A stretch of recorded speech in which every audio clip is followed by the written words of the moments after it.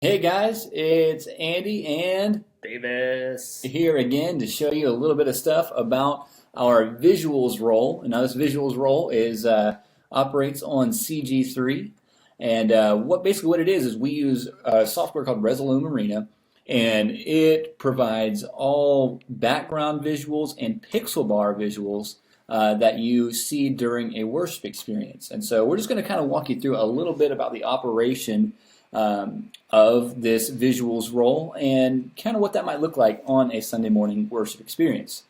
So, as you can see here, we have a lot of squares, we have a lot of rows, a lot of columns, and it looks a little complicated, but guys, believe me, it's really not. And I'm happy to walk you through this like one piece at a time. So basically what this looks like is every single one of these vertical columns here that you can see is equivalent to an element in the worship experience. And typically what we'll do is we will actually build these out one-to-one with what you see on your cue sheet, on your Planning Center cue sheet. So whenever we click this top area here, right where it says on the title line there, it will actually launch every single clip in this vertical column here at the same time. You can see it on your output monitor here, and it will also be present on the main screen in the worship experience. Whenever we move on to the next element, we would click this top column again, and it would then put the output over here. And so now there's a couple different types. You'll notice that this says 2MC or 2-minute countdown, and then this one next to it says 2MC FW. Now what that means 2-minute countdown freewheel. So let me go over a little bit about the difference between freewheel and time code. Now this one without any kind of qualifier at the end is a time code visual. Now what that means is basically it's locked into sync with the band's Ableton session. So it's locked into sync with the band's click track. As soon as the band hits play, this video, as long as you have it selected up here, will fire. And it will be, as soon as they hit stop, it's going to stop too. And so this is extremely handy for synchronization, but it does provide a few things that we have to overcome as well. And so just to go over it a little piece at a time, whenever you click the one that doesn't say FW, which is time code, or the one that does not say FW is time code. So this one is time code. What you would do, just to verify that you're on time code mode, if you look down here under the transport area, under this clip thing here, you're going to see SMPTE1 or SMPTE1. And so what that means is that this is in fact going to be listening for the time code from the band, and it will then sync up. And you also have a fun little handy fact for you. If you see these little movie clappers right here at the front of the clips, it means they're tied to time code. So if you see a 1, it means the local time code, which is actually right here on this movie clapper. So if these numbers are moving, you'll see that local time code is running. Or clapper number 2, which is uplink time code from Valentine, and you'll see if that's running. So you can see those 1 and 2 right here correspond to the numbers here and the little movie clappers on the clips. Right, so great. So at a glance, we can find out if a clip is in fact set to time code or not. And you'll notice that over in the freewheel version, they have no icon, so they are not set to time code. And so let's say if you click one in freewheel, you'll notice it started playing immediately. And that's if we are not receiving time code for whatever reason, we can actually fire this one on the beat with the band and just kind of sync it up manually that way. And also, we also use the freewheel column. So let's say we're in our time code column here. We've got 5 slides left in the song, for example. I know this is a countdown, but let's say we're over here in a song. We've got 5 slides left. If we don't change this to freewheel before those slides are over with, as soon as the band hits stop or play on their Ableton session, on their click track, these visuals will freeze right when they hit stop. And it's going to be kind of awkward. We don't want that. So what we can do is when we have 5 slides left on a song, we can go ahead and move over to the freewheel version of that song, and it will pick up right where time code left off, but it will release it from being synchronized with time code. So basically that way, whenever the band hits stop or pause or whatever, our visuals will continue going out naturally. So this is something that I definitely want to get us familiar with again, is just heading over to freewheel whenever we have 5 slides left in a song. So does that sound correct, Davis? Sounds amazing. Perfect. I just want to make sure I'm on the right track too. So, and basically every time you move over to another thing, you'll see some of these elements don't have clips in certain areas, and some of them do. And so that's because each of these rows, these horizontal rows here, are different outputs for Resolume. And so you'll notice this first group of 4 here are actually the sum of these 4 rows here goes to our main screen. Now the next 2 down here, these kind of tan brown ones here, the sum of those goes out to the pixel bars and creates the pixel bar visuals. And so that's the difference between these 2 groups of rows here. Is basically just the output that Resolume is sending them to. So you'll notice if we have something blank in this tan pair of rows here, that means the pixel bars will show nothing. If it has content in there, that means the pixel bars will show something. And so finally, this row, group of blue rows just beneath that, this is our flow row. So anyway, so these boxes right here control, basically just say we have flow content for this song. So that means we can wing it with the band, and we'll go into that in a moment. No matter what happens every week, we're always going to have an open doors queue that will be where you're sitting until the 2-minute countdown starts. You're always going to have a welcome. Most of the time we've incorporated UTV into our worship experience every week now, so you'll have a UTV, which effectively just goes black on everything when you hit that. Any of these columns that you see that are very blank and there's nothing there will just go black when you hit them. It's the same as taking the master fader on the controller and just sliding it down to 0. And then you're always going to have a sermon and a close. And sometimes you'll have like a still right here at the end of the uplink song to just freeze content on pixels while pastor talks for a second before we go to this sermon look. And then if it's the 9:30 and you hit the end of it, obviously there's nothing here at the end. You just scroll back to the beginning and you can hit open doors again. But those will be in there no matter what, and then songs are what's really going to change out every week. Makes sense.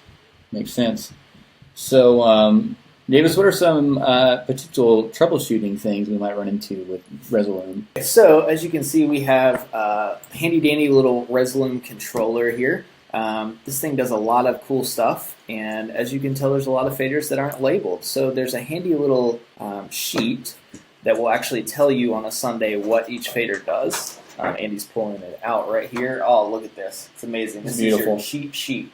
So it'll tell you what every fader actually does, and then it'll sit next to the controllers on Sundays so that you know exactly what to do. But we're going to walk you through right now each fader and its job. So, starting out, let's say we go into a song here. So we go into Gone, and I'll use the free will column for right now since obviously we're not at church. We don't have time code going live. So we're in Gone, and the lyrics are going. I'm just going to move this along so we can get the picture. The lyrics are going, and the worship leader goes into something different, and it's not right, or it's not what should be there. We can push this flow fader up, which is fader 1 that's flowed down, and it will actually take over the content of what's on screen. It completely overrides it. So you can see when I do this, it actually takes the lyrics away because it's replacing the content. And then the next fader right here is flow big. So if we have a large moment, like a big bridge or big chorus, that would be the moment where you take this and you push it up. And that's the more intense, lively content. So this is the bigger, faster content. And then the first one is the slower, more chill content. Flow big will always override flow down as well. So you can leave the first one up when you push up flow big, and nothing will happen. However, at the end of the song, you have to remember to pull them down before you go over to the next song. Otherwise, if I leave this up and we click on My Testimony, lyrics will never show up because you're actually still overriding it with the flow fader. So you're going to have to pull this down to see the lyrics show up like that. Otherwise, they're not going to show up.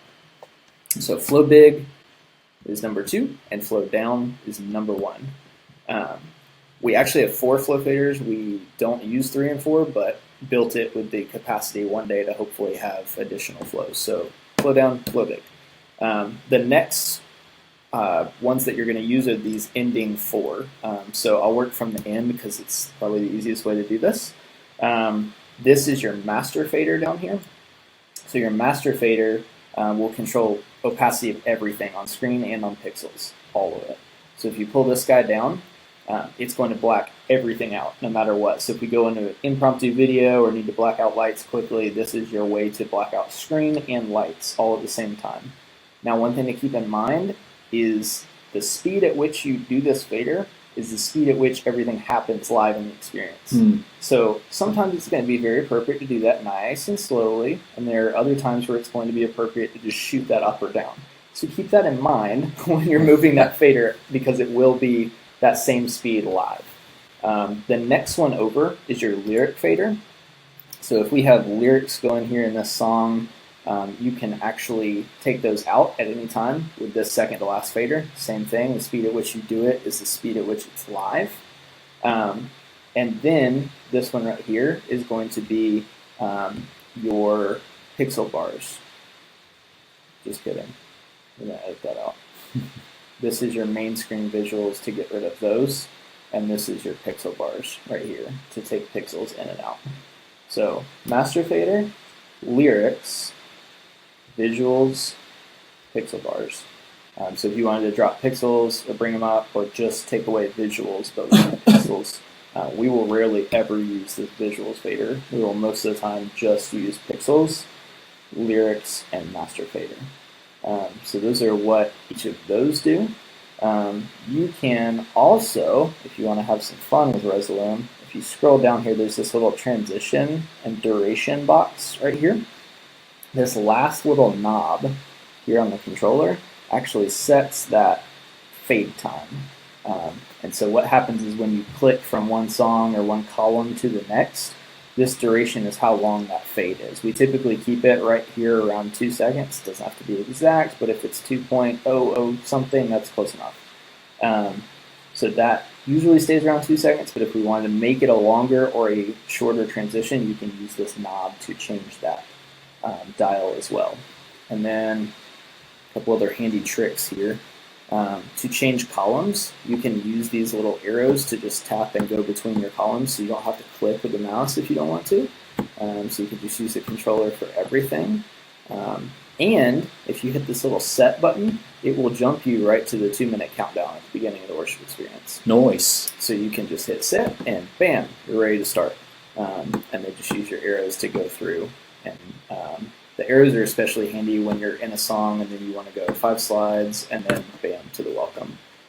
Makes it really easy. So that's a quick overview of the MIDI controller. So we're going to go over some quick troubleshooting here.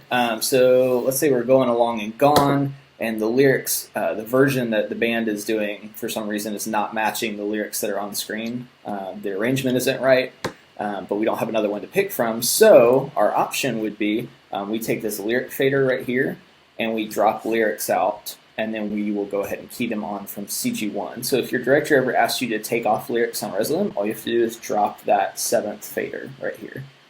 That's all you got to do. Nice. And it will take lyrics away as soon as you drop it. Your other option, if you had to flow, because timecode wasn't working at all, you can actually, let's say we're on Gone, and right now timecode isn't live at all, so obviously nothing's happening, but you can take this flow fader and push it up, and that will bring content on screens. If you wanted to do that instead of using FreeWheel, you can use your flow big and flow down, and then just take them away once you want content to be gone. So that's another good troubleshooting technique that you may run into on a Sunday. Or if your director just yells at you and says, "Go black, go black," then you can just take this last fader and just knock it out, and it will take everything off screens. So that's 3 little handy dandy tips for you on the Resolume. All right. Sweet. All right, guys. Well, I hope you learned a lot. I know I sure did. And this is going to be good, but I appreciate you guys tuning in. And if you got this far, send Davis a text that says, "Take off lyrics." Because I don't even know why, but let's just do that because it'd be hilarious. It's gonna be great. I'll be sitting in the office one day, like at my desk, and people will just be texting me take off lyrics, and I'll be like, "But it's not Sunday, and we're not an event." And then it's gonna make Davis really scared. He's gonna be like, "Did I miss church?" Or it's going to be really funny, and I will be at an event, and you guys won't know that, and I'll have no idea what's going. It's going to be great. So that'll be fun. That'll be fun. Let's really mess Davis up. So, all right, guys, appreciate y'all tuning in. We'll see you Sunday. See ya.